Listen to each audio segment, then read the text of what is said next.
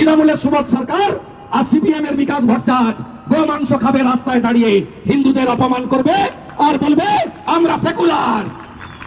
যে ওদের ভগবান শ্রীরামচন্দ্র গরুর মাংস খেতেন, আমি তাই খেয়েছি। তো 500 বছর মুঘল সাম্রাজ্যে থাকার পরেও যদি হিন্দুরা সংকটে না থেকে থাকে, হঠাৎ মোদি 2014 আসার পর হিন্দুরা সংকটে পড়ে গেল।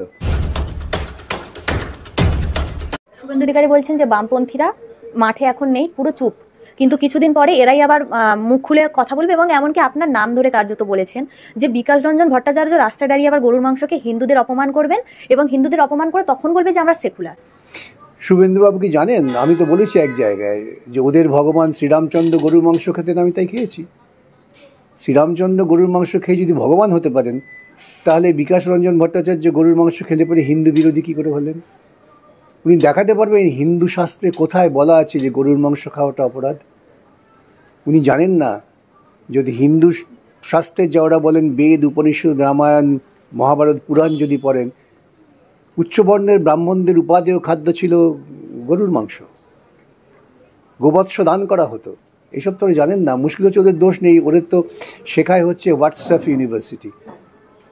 ওরা তো আসল হিস্টোরিয়ানদের লেখা পড়েন না। ওই যে রবীন্দ্রনাথ আবার বলেছেন না, একদল হচ্ছে রিয়েল হিস্টোরিয়ান আর একদিন হচ্ছে প্রোপাগ্যান্ডা হিস্টোরিয়ান। শুভেন্দুবাবু দেখুন, হিন্দুরাই গরুর মাংস খেতেন, এবং কেন হিন্দুরা আজকে গরুর মাংস খান না তার কারণটা খুঁজে বার করুন। আরএসএস প্রধান মোহন ভাগবত এক সভা থেকে বক্তব্য দিতে গিয়ে বলেছেন যে হিন্দুরা মহাসংকটে, নবদম্পতি রয়েছেন, তাদের উচিত 2-এর অধিক বাচ্চা প্রদান করা। এটা কি ধরনের কথা? দেখুন, ভারতবর্ষের বুকে মুঘল সুলতানরা 500 বছর রাজত্ব করেছে, তখন হিন্দুরা সংকটে ছিল না। হিন্দুরা ঔরঙ্গজেবের আমলে, শাহজাহানের আমলে, শেরশাহর আমলে, আকবরের আমলে সংকটে ছিলেন না। সংকট হলো মোদির আমলে। এটা ওরা গবেষণা করুন, হঠাৎ মোদির আমলে হিন্দুরা সংকটে পড়ল কেন? তার কারণ মোদির সমস্ত কার্যকলাপ, বিজেপির সমস্ত কার্যকলাপ প্রকৃতপক্ষে হিন্দু মতবাদের বিরুদ্ধে।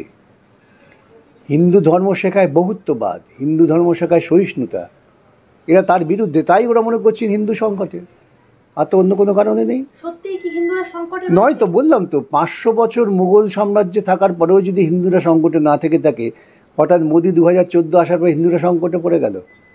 হিন্দুরা এতই দুর্বল, ওদের ধর্মতত্ত্ব এতই দুর্বল যে সংকটে পড়ে গেল। আসলে বিপদ হচ্ছে ওরা ওই পয়গম্বরবাদের পেছনে ছুটছে। ওরা প্রকৃতপক্ষে ইসলাম ধর্মের অনুগামী হওয়ার চেষ্টা করছে। ইসলামে যেমন একজন দেবতা আছেন মুহাম্মদ, ওরা একজনকে খুঁজছেন রাম।